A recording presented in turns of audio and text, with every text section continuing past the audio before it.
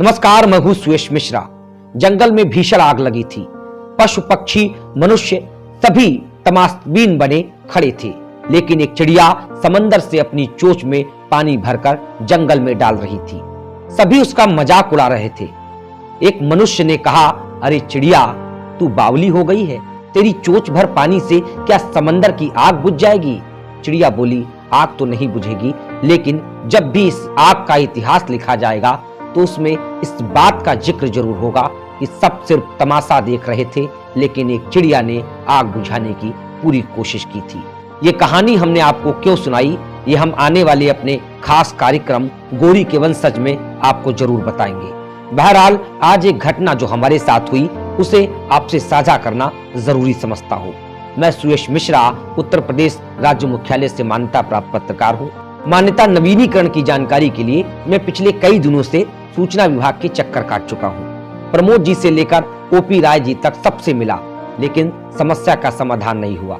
सभी ने सूचना निदेशक से मिलने की सलाह दी।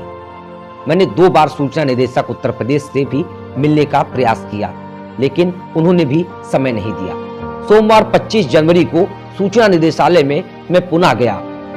2 घंटे तक मैं बाहर बैठा रहा। इस दौरान जुगाड़ वाले कई लोगों से निदेशक महोदय मिले, लेकिन उन्होंने मुझे समय नहीं दिया। इसके बाद मैंने निदेशक महोदय के फोन पर मैसेज भी किया, फिर भी उन्होंने मुझे नहीं बुलाया। शाम करीब 5 बजे वह लोक भवन में थे। मैं वहां पहुंचा। थोड़ी देर बाद मुझे मिलने के लिए उनके स्टाफ द्वारा कहा गया। मैं अंदर गया। मैंने निदेशक महोदय को नमस्कार करते हुए बड़े अदब के साथ अपने कागज देने चाहे, ताकि मेरी समस्या उन तक पहुंच सके।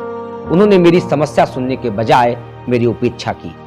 निदेशक महोदय के कमरे में दर्जन भर पत्रकार और अन्य लोग बैठे थे।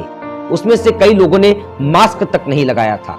खुद निदेशक महोदय बिना मास्क के कोरोना प्रोटोकॉल का उल्लंघन कर रहे थे, लेकिन उन्होंने मुझसे कहा कि कोरोना मत फैलाइए, दूर रहिए, जबकि मैं मास्क लगाकर अंदर गया था।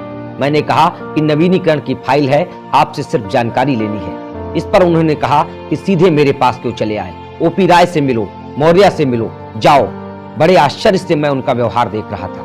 युवा पत्रकारों के साथ उनका जो व्यवहार था वह मुझे बिल्कुल ठीक नहीं लगा।